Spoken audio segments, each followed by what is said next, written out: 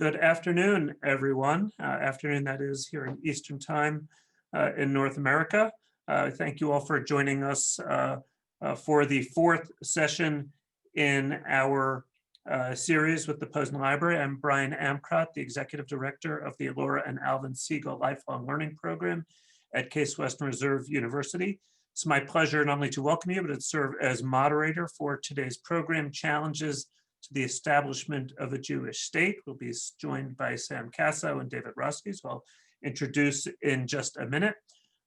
We want to thank everyone at the Posen Library for helping us organize this series, and we anticipate that we'll be able to do some more in the future. So thank you all for all your help in this regard. We are going, before I introduce our speakers, I want to tell you a little bit about the library. In addition to the hard copy volumes that we've been talking about, and I have a copy here I can put up on the screen for you. This is the session that we'll be looking at today.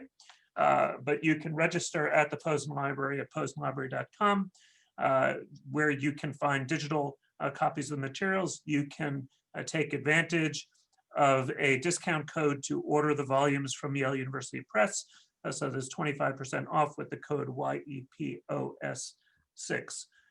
And before we jump into today's session, just to share with you a very brief video.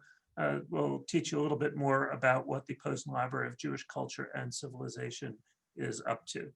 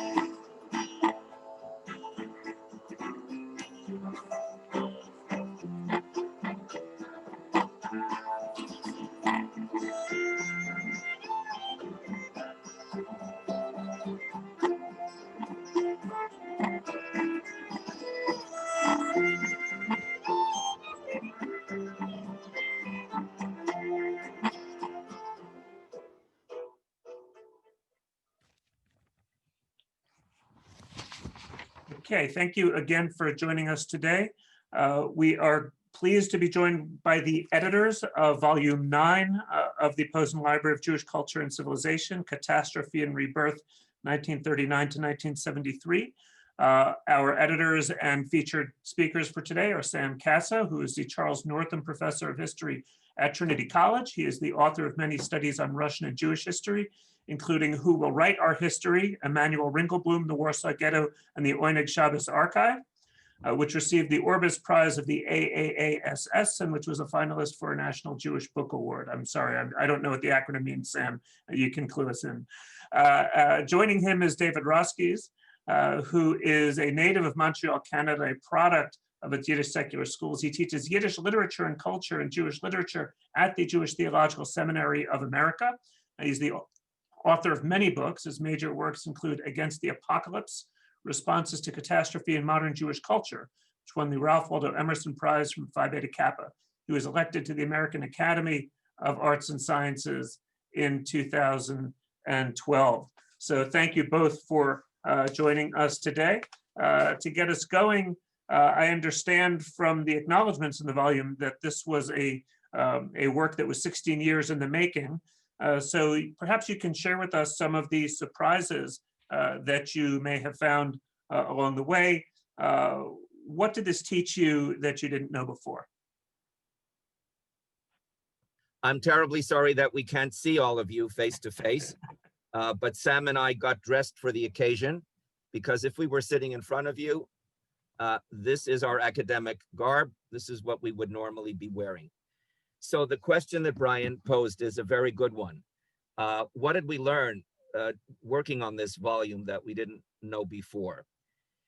So we were all dilettantes. You have to understand that there were 10 of us who began working on this project together, but no one knew everyone had his or her own expertise.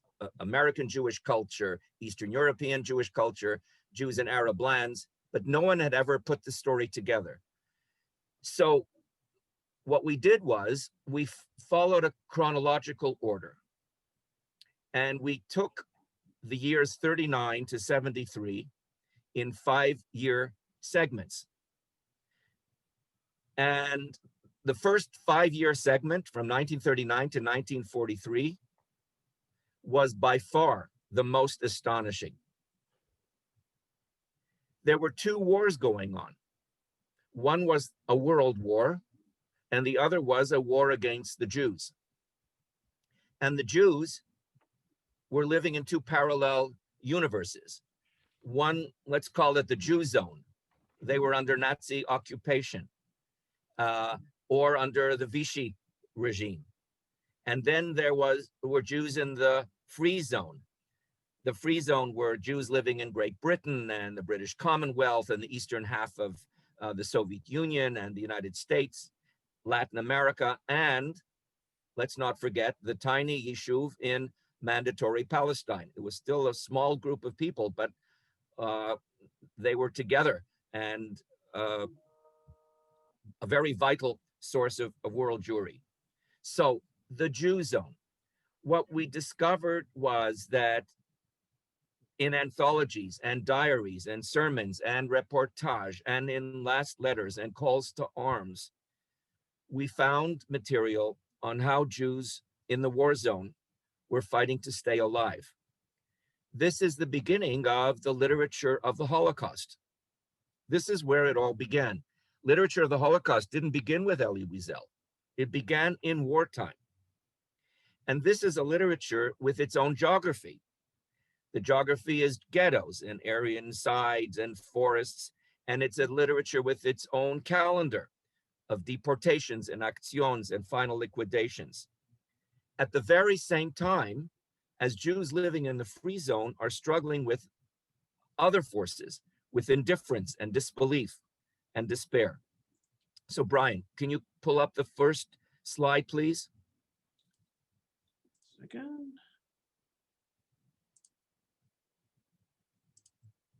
Okay, so this is the cover for Peretz Markish's book of poetry, Für Volk und Heimland, for people and homeland. And you can see the date at the bottom, right? It's 1943, published in Moscow. So this is the first book of Markish's wartime poetry, and the cover design really says it all. Soviet Jews, 500,000 strong, were fighting. Were mobilized in the Red Army. And what were they fighting for? They were fighting both to avenge the mass murder of the Jewish people, the folk, and to protect their homeland. So, ladies and gentlemen, this is not war propaganda. This is real. And it was the first time that Jews faced something like this. So Markish was the greatest Soviet Yiddish poet of that period. And included in this volume is a remarkable poem of his called A Mirror on a Stone, A Spiegel auf a Stein, which is his great personal lament for the destruction of East European Jewry. And of course, there is a translation of that poem in chapter 1, alongside poems translated from Hebrew and Czech and Polish and German and Ladino and Hungarian and French and Russian and Spanish, as well as poems originally written in English. So this is the scope of the literature that we're talking about. Can we see the next slide?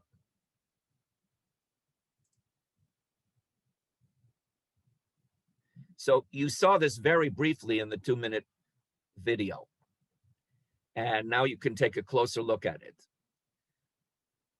Young Jews living in mandatory Palestine could fight, but only in British uniform, which is what they did. So the Hebrew sources that we drew upon reflect the full range of responses from the Jewish settlement in Palestine, which, believe it or not, have never been collected and certainly have never been translated before. So this was entirely new. The next slide, please. Finally, Jews under the Vichy regime. Well, Vichy wasn't just in France, it reached as far as Morocco. So resistance to the Vichy regime took many forms, such as this remarkable pamphlet, all copies of which but one were destroyed in 1942. So this is the one extant copy, and it's in the book. So no anthology ever looked at this period from a global perspective, going year by year to reflect the Jewish response to the Holocaust as it was becoming a reality. By the time we had assembled all the materials for the years 1939 to 1945, and I have to tell you that we ended up including only 20% of the material that we had in hand. But anyway, it became clear that what happened during wartime was so layered, so varied, so tragic, so global, that it required a separate chapter. Sam?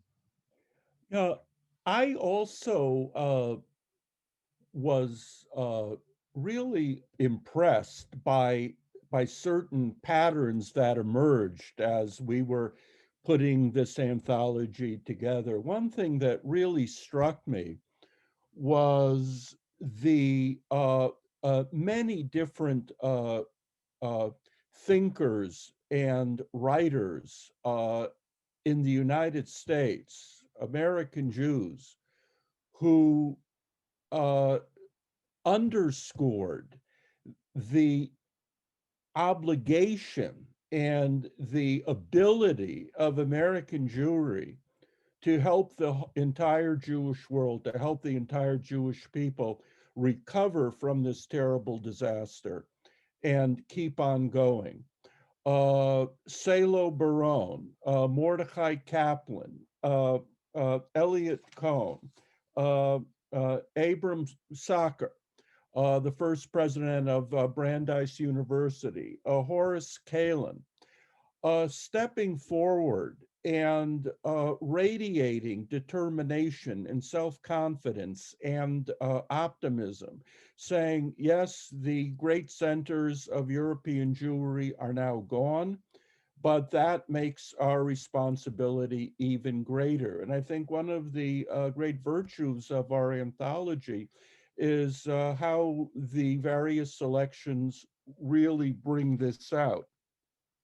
Something else that I really came to understand in this anthology, especially in that particular post-war period, but also the period of the Holocaust itself, was the importance of life writing. Writing not from the point of view of political thought or the explication of ideologies or the laying down of doctrines or principles, but Jews in various situations facing life-threatening dangers, trying to pick up the pieces of their shattered lives, in writing about their lives, in writing about their experiences, giving us new perspectives on the ways that the Jewish people were able to continue and able to look forward. The story of life writing as a taking the memories of former homes, of former communities, and using them as building blocks to try to lay a foundation for a future life. So as you guys were, really doing this work of anthologizing, putting an anthology together, how did your own backgrounds, your life stories affect your vision of what this work could be? You want to pull up the slide that says it best from Leo Schwartz, if you have that. There we Yeah. go. So he was our great precursor, one of the great anthologizers of American Jewry. And here's what he said: the anthologist, like the historian and the novelist, is an autobiographer in disguise. So that's he really puts it very, very well. My case is as follows. In Montreal, where I grew up, there was a shared passion for anthologies and lexicons and encyclopedias. And it was always the work of one person. The most prolific anthologizer was a Yiddish poet named Melech Ravitch, who was a close friend of my parents. I knew him very well. And every few years, he published another volume of a lexicon of Yiddish writers whom he had known personally. Okay. Then in 1966, he published this huge anthology about Jewish Warsaw from 1414, he said, till 1939. Sam and I cribbed one spectacular memoir that Ravitch had found by a writer in Argentina named Yankov Botoshansky about prayer houses and religious services in Warsaw reserved for the Jewish underworld. So that's just one example of what Ravitch collected. Anyway, Ravitch dreamed of an anthological project that Felix Posen brought to fruition. Only Ravitch wanted it all to be in Yiddish. So I'm growing up in this environment and I'm asking myself, what anthologies have a long shelf life and what anthologies don't? The Haggadah, that's an anthology. It's lasts forever. Why? And it exists in thousands of editions because we read it every year at the Seder. So the first anthology that I did was Night Words, a midrash on the Holocaust, which was designed for public performance on Yom HaShoah. A second kind of long-lasting anthology were memorial volumes, like Ravitch's, dedicated to Jewish communities that had been destroyed in the Holocaust. So the second anthology that I did was the Shtetl book, an introduction to East European Jewish life and lore, which I am proud to say stayed in print for 35 years and went through several editions. But the subject that demanded the most careful scrutiny was the theme of Jewish catastrophe itself, which didn't begin in the Holocaust, but traced its roots back to the destruction of the temple in Jerusalem. So I compiled the literature of destruction, Jewish responses to catastrophe. And it was on the strength of that that I was recruited for the Posen Library. Brian, do you mind calling up the next slide?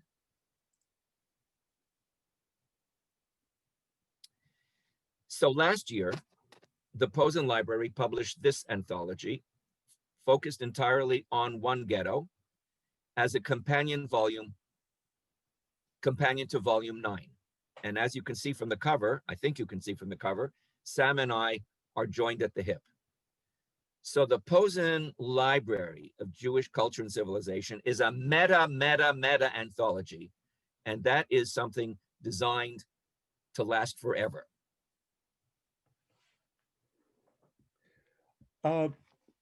Yeah, I'd like to pick up on what David said. First of all, David mentioned Melech Ravitch's Yiddish anthology of Warsaw and Botoshansky's reportage of Jewish synagogues and prayer houses. And one thing that I really loved in Botoshansky's reportage was that before the war, he went to the shul in Warsaw where the pickpockets had their own minyan.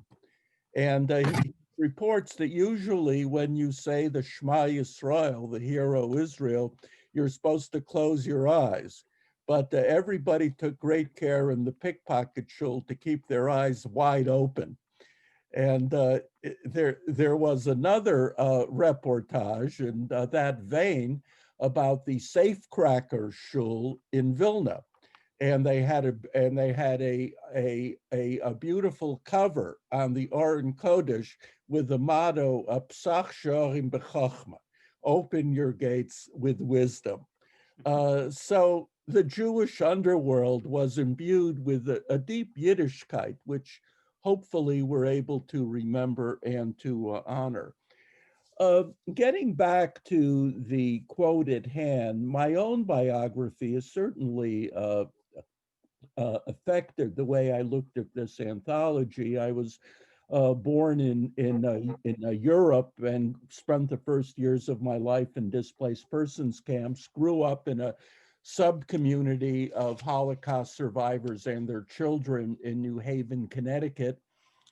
And this, of course, certainly affected all of us, even before we were old enough to understand what our parents went through. And then as I decided to become a historian and went to graduate school and began my own way as a scholar, what really struck me in those years, less so recently, but in those years, was that the story of the Holocaust was told largely from the point of view of the perpetrators. The Jews were just seen as this amorphous mass of nameless victims. The ghettos were just seen as holding pens for the death camps, and the Jews had no voice and no agency. And one thing that I hoped that that David and I would be able to achieve in this anthology was to underscore the Jewish voice during that time of destruction, not just outside the Nazi zone of occupation, but within the ghettos, within that zone of Nazi domination.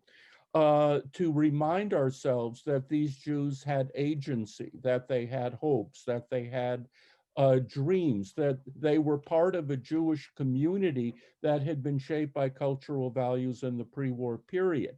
And in doing this and in reading all of the selections that we have written in the ghettos, written in the concentration camps, real-time poetry, I think one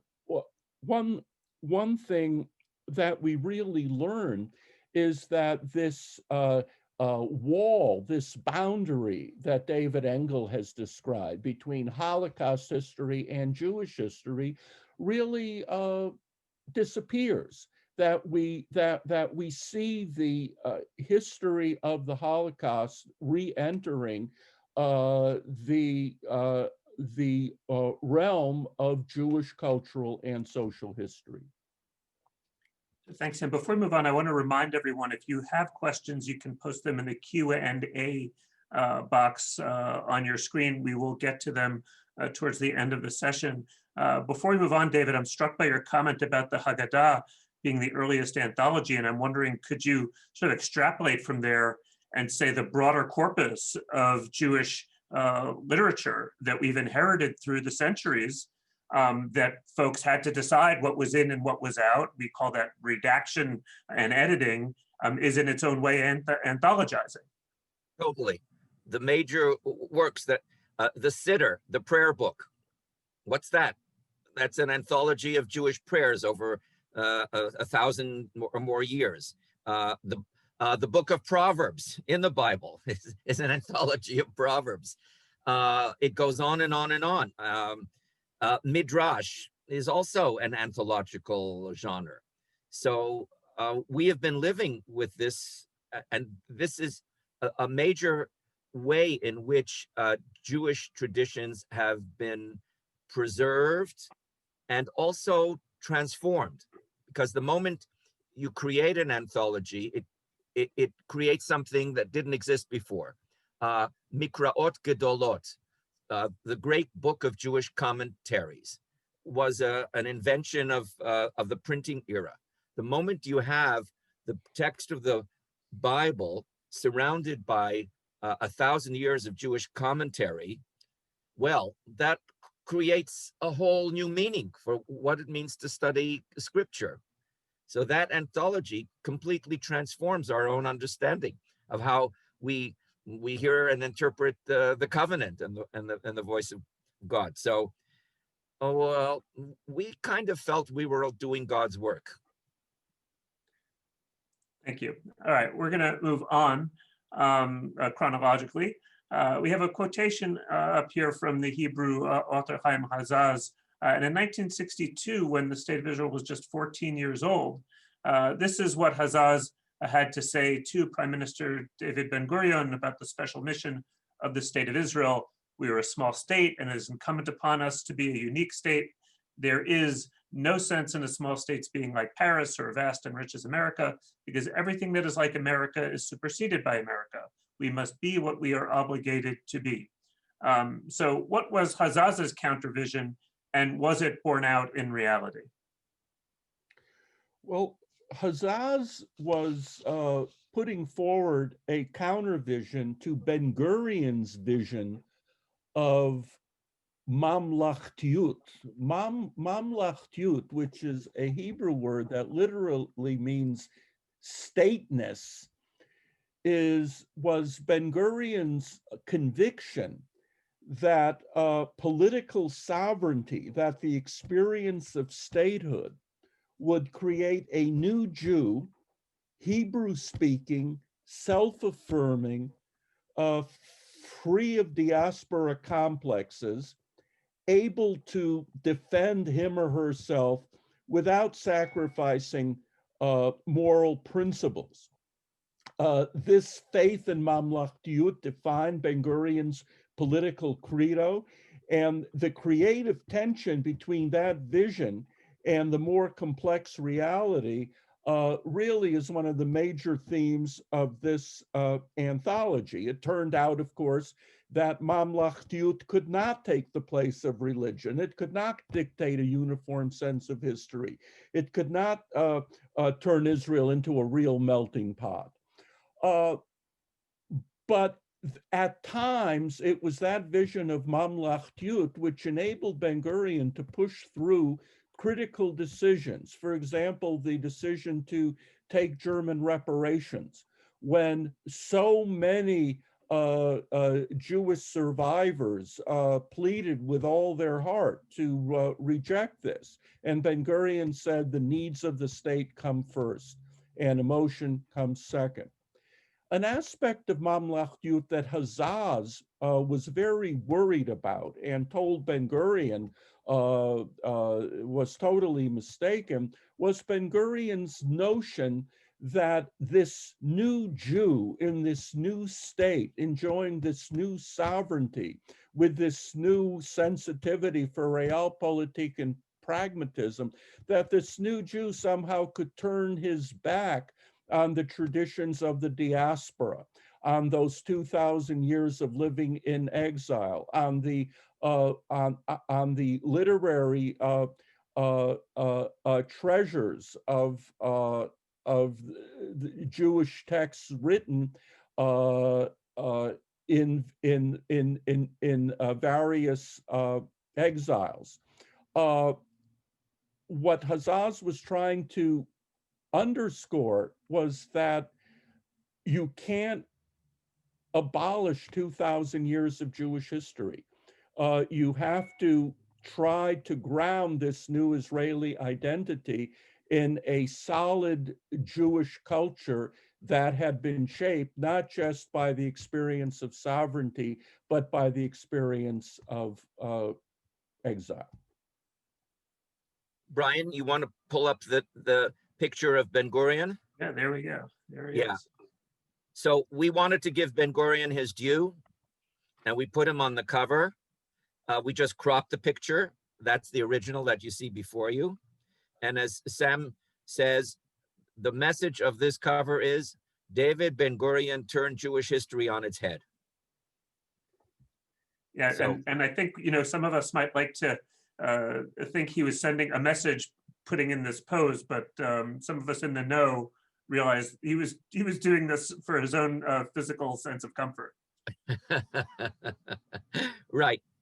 So, so it turns out that they were both wrong. Ben-Gurion was wrong. His idea of statehood and political sovereignty rooted in the Bible, he thought that the only relevant work of Jewish civilization was the Bible. You didn't need more than the Bible, on the one hand. And Hazaz's position that the new Israeli culture had to be deeply rooted in the past. Well, that's not what happened. So let's look at the next slide. This is what happened. Okay. This is a poem by Natan Zach, who was born Harry Zeidelbach. He died 11 days ago. Many of you may have seen his obituary. And he was a leading member of the Israeli avant-garde. And this is probably his most famous poem. One moment of silence, please, if you please. I would like to say something. He walked right past me. I could have touched the hem of his mantle. I did not touch it.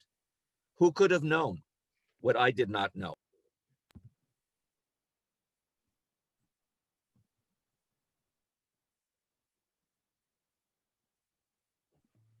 Hello? Yeah, you're back on. Okay.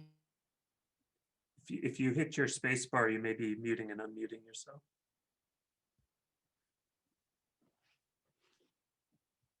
You're muted again, David.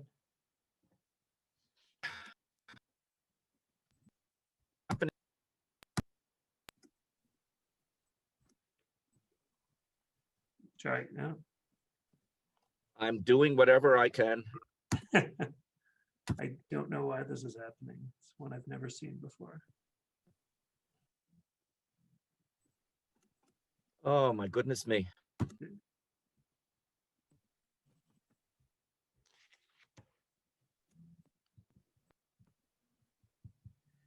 What do I do now? I don't know why it keeps doing that.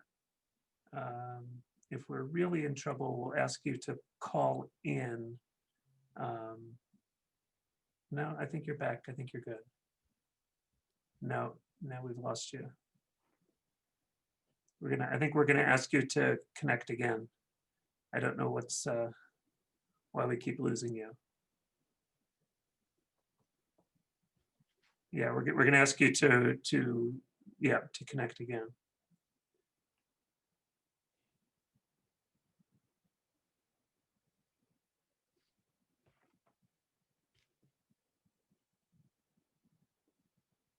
Sam, can you, and I don't know if this is your field as well, but you know, David is back.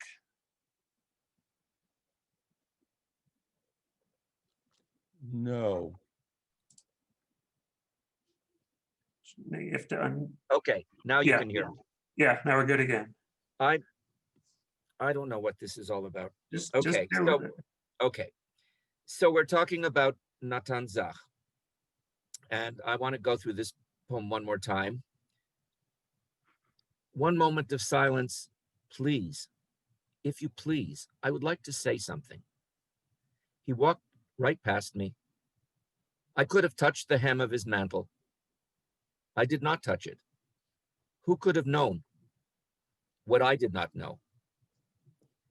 So you just take one look at this and you say, well, this is a very modern poem. The lines, you know, are jagged.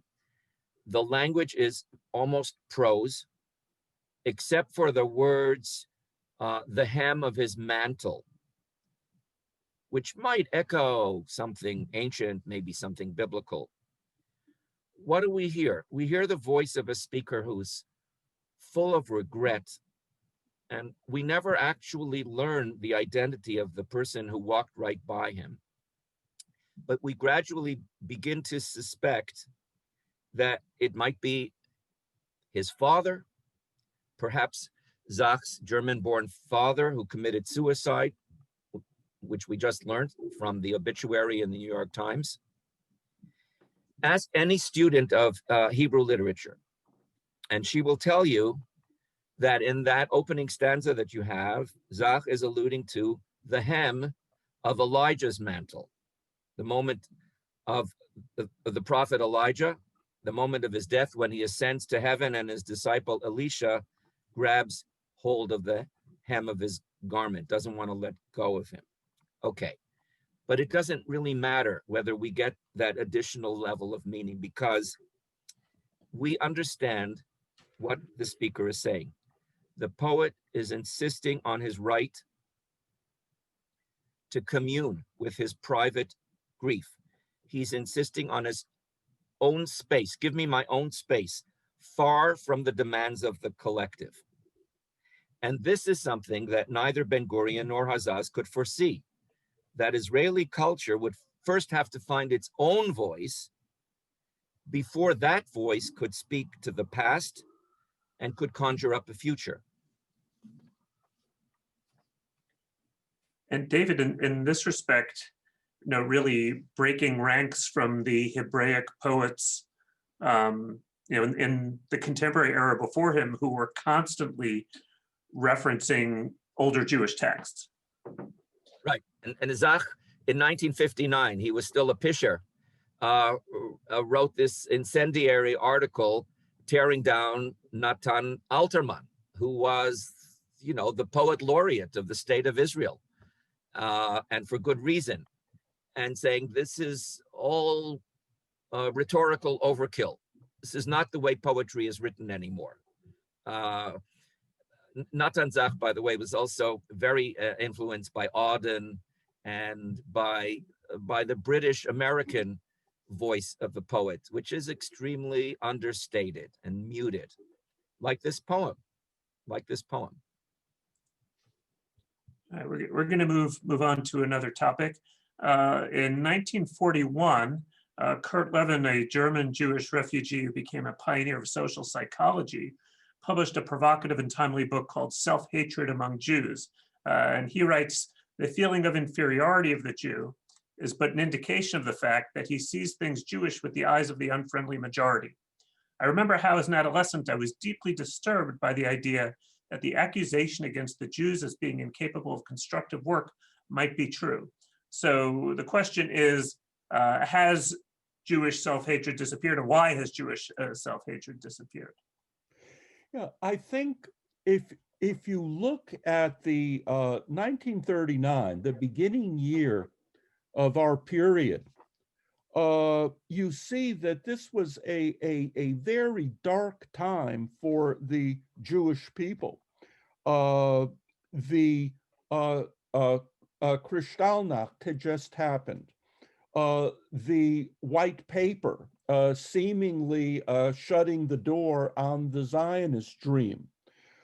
The Wagner-Rogers bill, which would have admitted Jewish children into the United States without their parents, a kind of an American kinder transport, failed in the American Congress with a great deal of accompanying anti-Semitism. A Fortune magazine poll showing that Jews, next to the Japanese, were the most disliked minority in the country.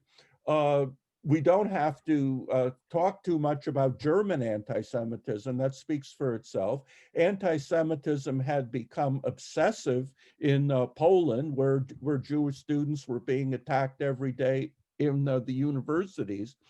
And so you had this combination of Jewish helplessness, of Jewish weakness, of Jews appearing everywhere as beggars and supplicants, coupled with Nazi accusations that Jews were wielding demonic power behind the scenes, with Polish accusations that Jews were these loafers and these parasites,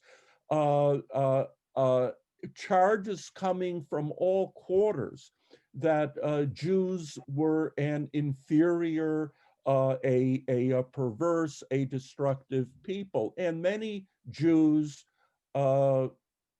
internalized these accusations, and many Jews turned this into a form of self-hatred, which was a very big issue in the 1930s, a big enough issue for Kurt Lewin to write about this. Today, obviously, we have many Jews who are not happy about being Jewish, who are ambivalent about their Jewish identity. That goes without saying. But the kind of self-hatred that Lewin was writing about in 1941, I would say it's largely gone. Gone for many reasons, but one important reason is that today Jews have some agency. There is a Jewish state. Jews are able to stand up for themselves. They are not the beggars and the supplicants that they were when our period was just beginning. Brian, can we see the next slide? So you've also seen this very briefly in the 2-minute segment. What happens to Jewish self-hatred is that a new Jew comes into being. And here is some of the striking evidence from Palestine, from the United States, from the Soviet Union.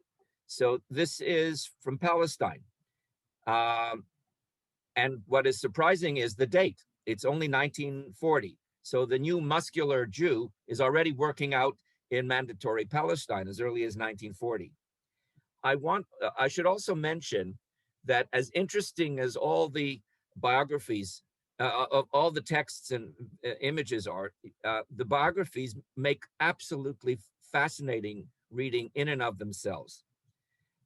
So if you follow the biographies of the 900 or so writers, thinkers, and artists, you learn a great deal about this period. Kluger, okay, Kluger was born in Hungary, and there's where he trained to become an aerial photographer. Then he moves to Berlin, which is the center of world photography, and he's doing very well until the Nazi rise to power, 1933. So where's the best place to overcome Jewish self-hatred and hatred of Jews? Palestine. So he goes to Palestine and he becomes a professional photographer and actually one of the pioneers of photography in the new state. The next slide, please.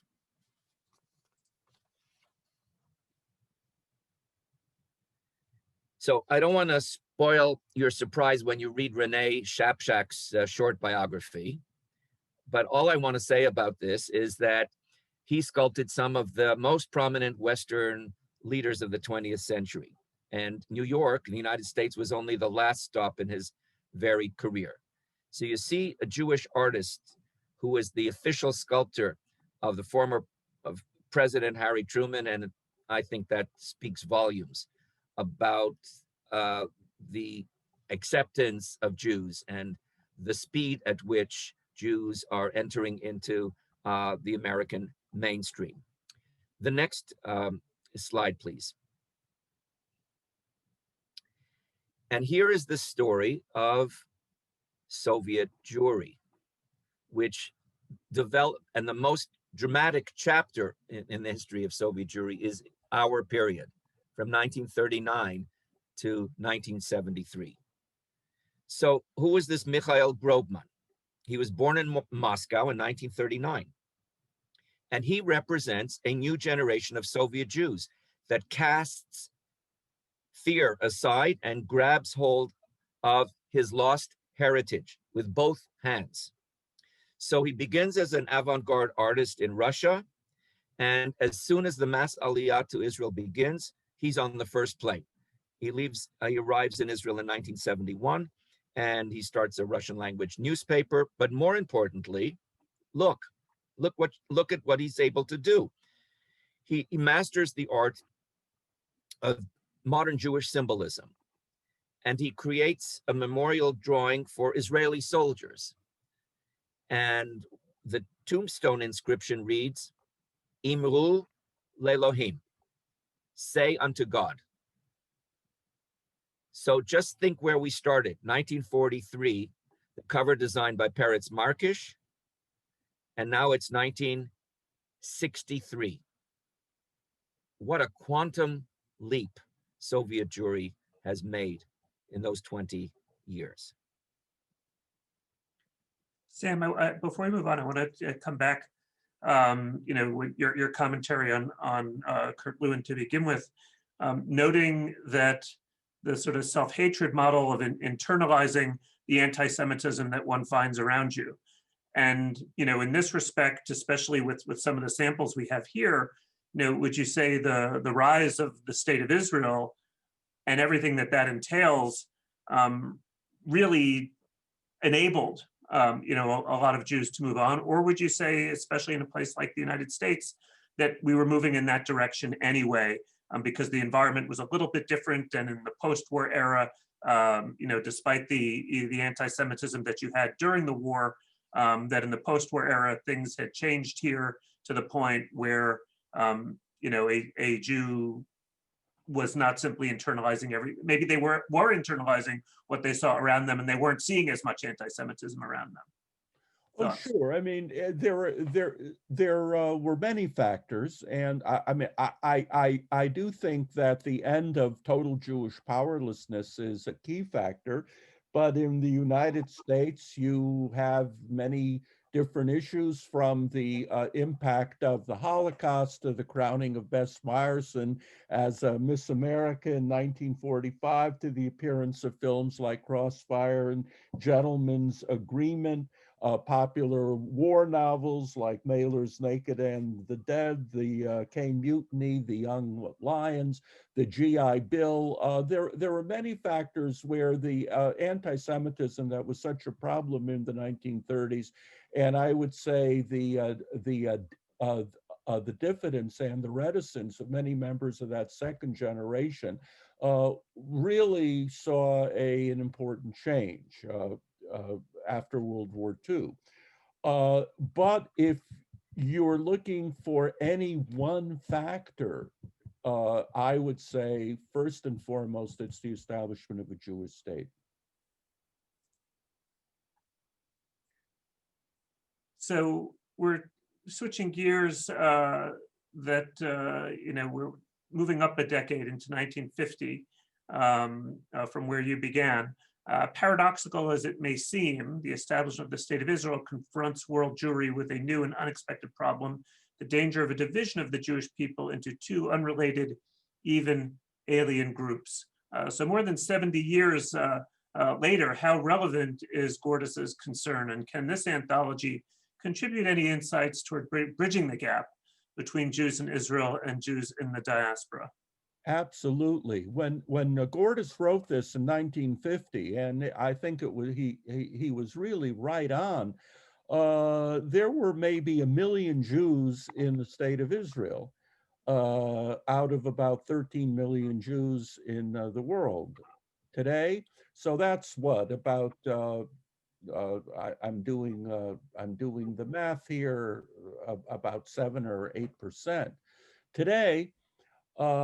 In 2020, the state of Israel now has almost half of the entire Jewish population in the world. Almost half of all Jews in the world are Hebrew speakers. That relationship between Israel and American Jewry has gone through many changes, seen many ups and downs.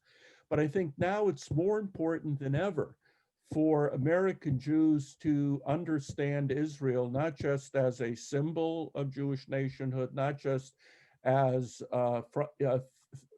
through the prism of the Arab-Israeli conflict, not just through the lens of American politics, but to understand the development of Israeli culture, of Israeli music, of Israeli literature, of Israeli space, of Israeli folklore. And I think this is one of the great virtues of this anthology. I think we really make it come together on many different levels.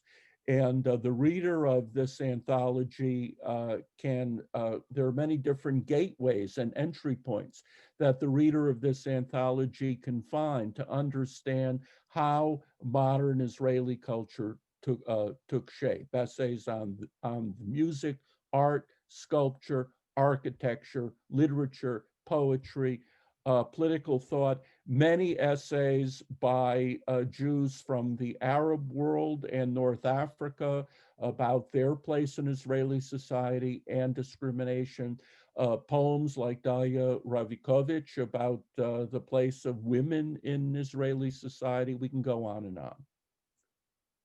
You want to show the audience the 3 slides?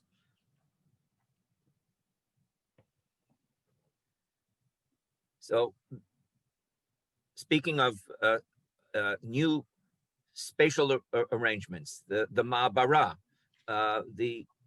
this was where all recent immigrants from both DPs and from North Africa.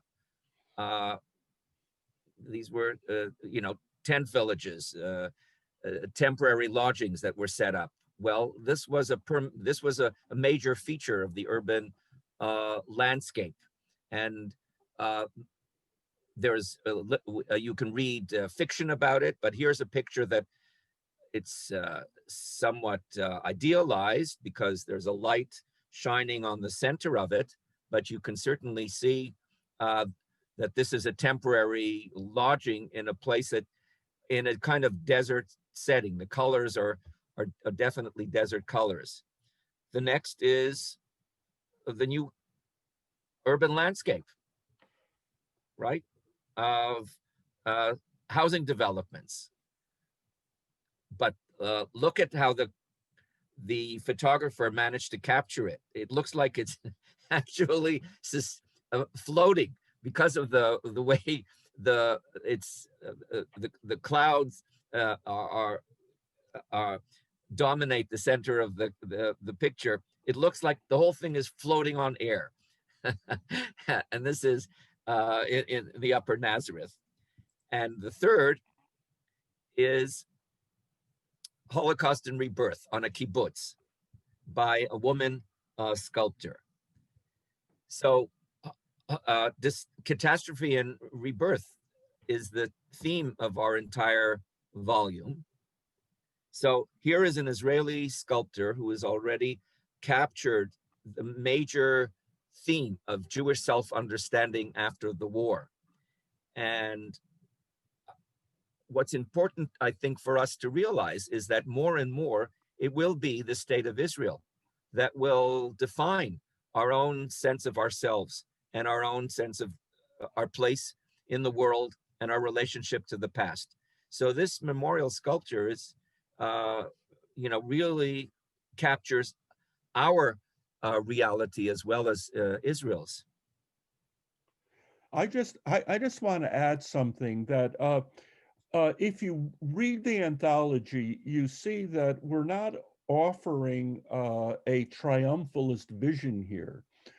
There's enormous amount in the anthology about the Palestinian problem. There's a great deal of writing about discrimination, about social issues. There's a great deal of writing about disappointments and disillusionments. But the takeaway and the final result is that you see the slow crystallization of a new Jewish society and a new Jewish culture at a critical time. Thanks, Sam. So our final topic for our session today is poetry, and every volume of the Posen Library is arranged by genre, making it easier to recognize, for example, that the years 1939 to 73 for this volume were something of a golden age for Jewish poetry. You've already mentioned some in Yiddish, Hebrew, but also English, French, German, Polish, and Spanish, and those are only the main languages. So was there something unique about the Jewish poetry of this period? Yeah, wonderful. So the answer to your question, the answer to your question is only now beginning to emerge as Sam and I reread this volume. Sometimes you can't see the forest for the trees. So here's what I would say as a tentative answer to your question, that there is a theme that runs through the poetry in all 5 chapters of the book: catastrophe, Israel, Europe, changing diasporas, and the United States. And that's the theme of exile and homecoming. It's like a never-ending exile on the one hand, and a homecoming, but a homecoming that is both familiar and strange. and it gets expressed in all languages. This is probably the most surprising. A Jewish poet who adopts Afrikaans as her language of self-expression. So this is the beginning of her poem, Nostalgia, 1948. If I forget thee, O Jerusalem, let my right hand forget itself, through foreign parts far, so far, and then every year at Passover, we repeat the line, next year we shall see Jerusalem. Perhaps I shall never enter the land, nor those who follow. But is a people's hope not timeless, like heaven's orbit band, wherein a single being is subsumed like smoke? And will the wanderers through all earth's plains not receive the land in future times, with a joy that bans their future pains forever from their thoughts and minds? Yet the silent longing remains unstilled, O land, my land, O rest yet unfulfilled. So Zionism itself is, of course, built on an ancient dream shared by generations of Jews in all lands of the diaspora. So every homecoming is both familiar and strange, both new and I would say recurrent. So let's look at the next poem, and we're going to see them in juxtaposition, because one of the things the anthology allows you to do is to put things together that create synapses that we've never noticed before. So here are two poems. One is in Yiddish and the other is translated from Hebrew. And both of them invoke the memory of Judah Halevi, the 11th century Iberian poet. Why? Because he invented the Song of Zion. So this is Itzik Manger. Itzik Manger always fancied himself to be a kind of troubadour. Itzik Manger was our Bob Dylan and our Dylan Thomas. But when he made his first trip to Israel in 1958, this is what he wrote. Hab sich Jahren gewalgert in der Fremd, jetzt vor ich sich walgern in der Heim. For years, I wallowed about in the world. Now, I'm going home to wallow there, with a pair of shoes and the shirt on my back and the stick in my hand that goes with me everywhere. I'll not kiss your dust, as that great poet did, though my heart, like his, is filled with song and grief. How can I kiss your dust? I am your dust, and how, I ask you, can I kiss myself? So that's the beginning of Manger's poem. And the next, this is Yehuda Amichai, who was a longtime resident of Jerusalem. Yet, he always felt himself to be a pilgrim. And after the reunification of the city in 1967, he wrote a magnificent cycle of poems. And this is how it begins. This year, I traveled a long way to view the silence of my city. A baby calms down when you rock it. A city calms down from the distance. I dwelled in longing. I played the hopscotch of the 4 strict squares of Yehuda Halevi. My heart, myself, east, west. Okay, the next slide, please. So if we think that the Jews of Europe were the only ones who were displaced over the 7 seas, Volume 9 also tells the almost undocumented story of the destruction and dispersion of Jews in Arab lands. In, memoirs, in proverbs, in fiction, in graphic art, and in poetry. So here are the first 2 stanzas by a woman poet whom I think we discovered. Certainly she's never been translated before into English. And you can read her biography on the screen. Foreign to me are trees in bloom, and grass and air and sky. What storms have banished me from Eden, what blazing fire from the sun. Your wind won't dry these tears, land of exile. Your rain won't radiate my soul, land of exile. Slanting rain of hatred and rain of exile. These are, very despairing, bitter poems. So that's the flip side of Homecoming. And then there is this poem by George Kreisler, which was there's music to it and a kind of cabaret-like melody, but even without the melody, you can feel the bite. This is really edgy. I went to see my sister in Berlin. She wants me to consider moving in. Her husband's passed away now, a Schlemiel. He left her too much money in his will. Her residence is filled with precious stuff. She knows the high society, but I said, sister, I don't want to bluff.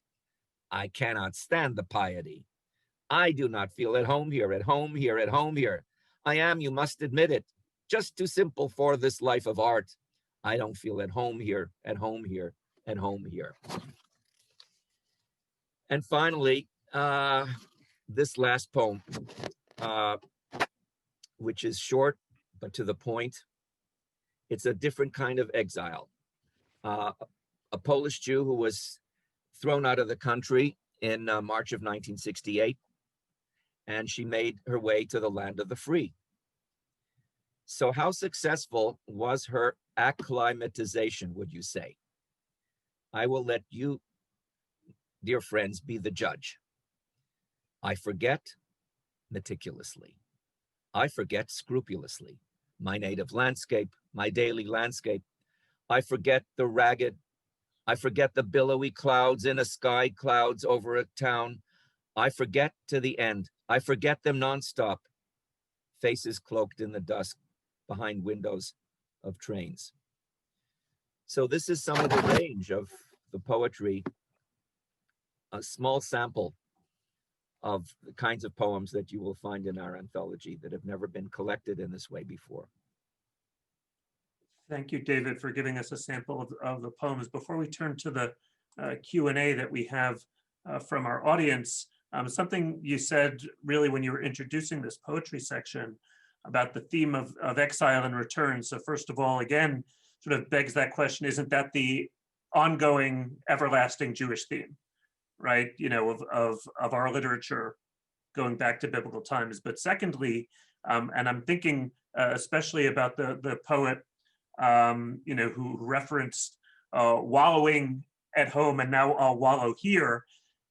And now thinking about the hundreds of thousands, I don't know if we're even at 1 million yet, but hundreds of thousands of Jews who have left Israel, right? And sort of a self-imposed exile, if you will, because the wallowing there didn't really work for them, if you want to sort of go with that metaphor. You know, and you know, that just made me think about that a little bit. But really, I'm interested in framing this within the longer history of Jewish poetry. Totally. And I would say that's going to be volume 11 of the Posen Library of Jewish Culture and Civilization. We'll pick up on that very theme. The story doesn't end here. All right, let's see. So question about when you were, this is, I guess, when you're doing work on the Warsaw Ghetto, and I think I know the answer to this one, but did you get some of your information from the, you know, the Ringelblum diaries? Yeah, he has most of the book, in fact, the vast majority of the materials in that anthology are from the Ringelblum archive, and it tells in brief the story of the archive, based, of course, on Sam Kassow's book, Who Will Write Our History, which was then made into a documentary film. And in fact, the anthology was born out of the movie. I was one of the 5 talking heads in this movie. And as I was sitting in the studio and being in between takes, it occurred to me that when this movie comes out and people will see Huberband and Ringelblum and Auerbach and these incredible people who worked together on the archive, and they're going to want to read, in addition to Sam's book, their own writings. Where will they go? So I thought, you know what? I'm going to put together a collection of readings just from the Warsaw Ghetto. So it's a very interesting, somewhat long question, so bear with me as I read it. And I encourage everyone else who's been listening, if you have any questions for Sam and David, please type them in the Q&A. So question says, both of you talked about life writing and its importance in recording a tradition. the history, etc. A lot of the present generation has only been exposed to the Yiddish culture of the 20s and 30s through what you might call hand-me-down narratives of especially the great mid-century Jewish American voices, Malamud, Bellow, Roth. How do you see those self-described fictional writings, so we know there's a lot of nonfiction in them, in relation to the kind of writings presented in your anthology? How do they stand in terms of carrying on memories and traditions, or in challenging or recasting them? And I should say, it doesn't mean you don't have any of those writings in the anthology, so you might. Dan, do you want to start? Why don't you start? Because you're the literature. Well, I would say that one is a very powerful corrective to the other. We have an extremely rich collection of Jewish fiction. There isn't a single major writer whom you will not find, and a lot of writers whom you've never heard of will also be included here, translated. I would say also from Spanish, one of the great discoveries, and this was in the 11th hour, really in the 11th hour, is we found a young person who knew the whole expanse of Jewish writing in Spanish and Portuguese, and was able to jump right in and help us extract what was important. So, you know, in the land of Borges, people took to writing fiction and fictionalized memoir. You have to also understand that life writing, it isn't exactly the truth either. It's also a form of fiction. So one of the reasons why the life writing is so compelling is that it's written very well. It reads exceptionally well, or maybe we were partial to life writing that was extremely well written. So you really get a sense of the person. So it's an unfiltered experience, and more unfiltered, direct access to a lived experience, to a lived memory. Sometimes the border between fiction and life writing is kind of blurry, and I have to admit, it's almost, it's sometimes arbitrary. So I think if you really want to understand where Jewish fiction and Malamud and Roth and company are coming from, the life writing is exactly the context and the background material that will flesh out the social and linguistic environment that they came from, in order to distill it into perfect works, well-crafted works of fiction. I think they really go together brilliantly. And I just want to add that one achievement of the anthology that stands out in this regard is how, through fiction and life writing, we follow the twilight, the end of the North African and the Arab diasporas, and how Jewish Francophone writers reestablish themselves in new countries, especially France, but elsewhere too. How Jewish writers from countries like Iraq reestablish themselves in Israel, and how these new identities are based not just on living in new countries, but on keeping ties with extended families living on different continents, the exchange of letters, the exchange of memories, and then the younger and the older generations coming together in a common memory. Another important feature is the voice of women. Extremely prominent voice of women. You know, the cliche is, if women start writing, you know, they'll write poetry. You know, that's a woman's genre. Well, guess again, because in our period, oh yes, there are powerful women poets, but wait to see the writers of fiction and of life writing, and what women have to say. And North African women, the moment they learn French, they start writing novels. Who knew? Who knew? Thank you. Another question. The sculpture Holocaust and Rebirth, which we showed to everyone, is at Kibbutz Netzer Sereni. Can you talk a little bit about that location? Dan, do you know anything about that? Not a lot. No. I've never actually seen it. Unfortunately, I didn't know it existed until our art editor came up with this, and we thought this is absolutely astonishing and perfect for the volume.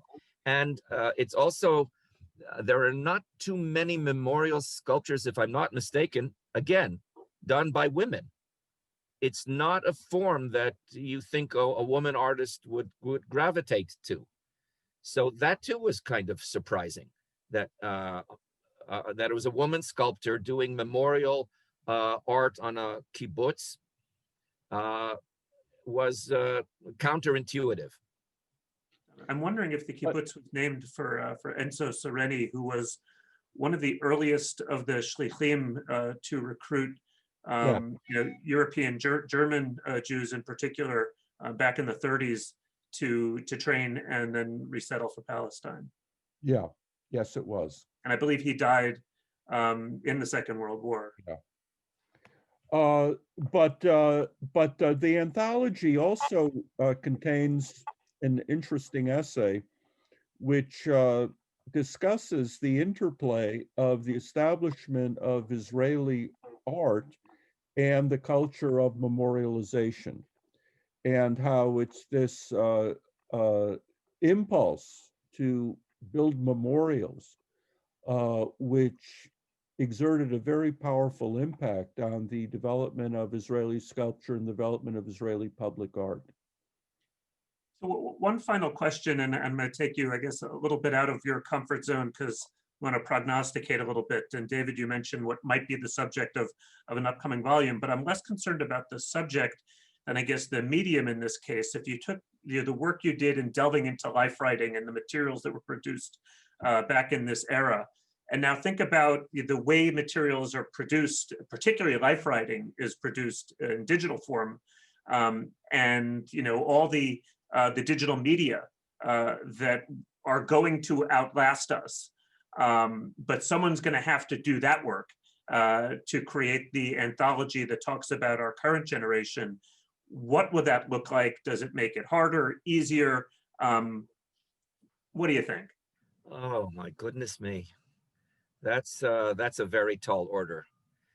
All I can say is that when the Posen library is fully digitized, it will become part of that great anthology in cyberspace.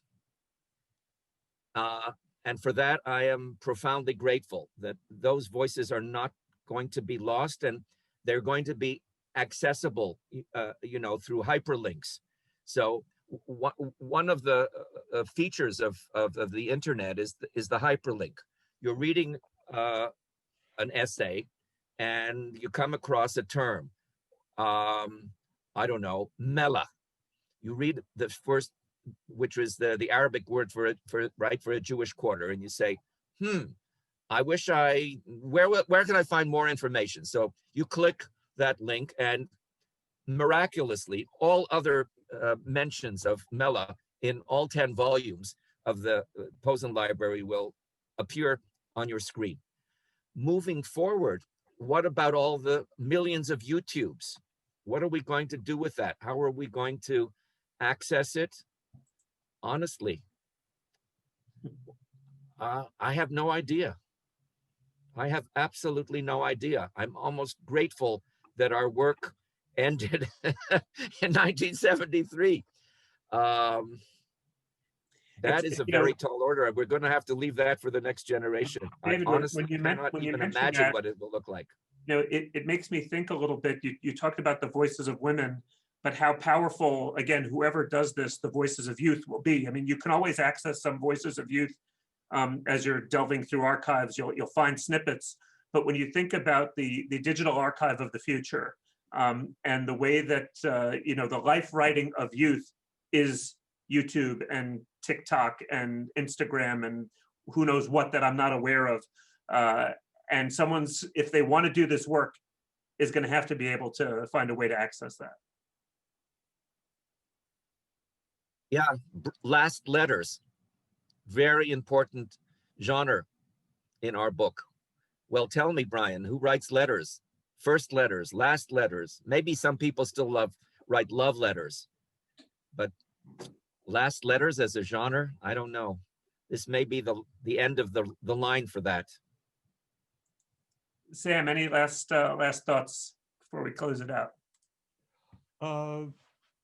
No, I just joined David in saying thank God that we ended before people discovered the computer. And I still remember writing my PhD dissertation with a typewriter and trying to erase words that I didn't like. And I also remember letters, and I kept them all. But I don't think that's going to be the case in the future, and I don't envy historians in the future either. Well, or literary critics. Literary critics are not going to have early drafts either. They will all have disappeared. There goes the whole industry. You'll need a cyber sleuth to go fish out the early drafts from someone's computer. Listen, thank you both, David, especially working through some of the technical glitches, but we powered through. But thank you, Sam. Thank you, David, for being our guests for today's session. Thank you, everyone at the Posen Library, for the work that you're doing and for joining us here at the Siegel Lifelong Learning Program to bring 4 wonderful sessions highlighting 4 of the volumes in the Posen Library, and we look forward to bringing you more in the future. Thank you, everyone. Have a great night.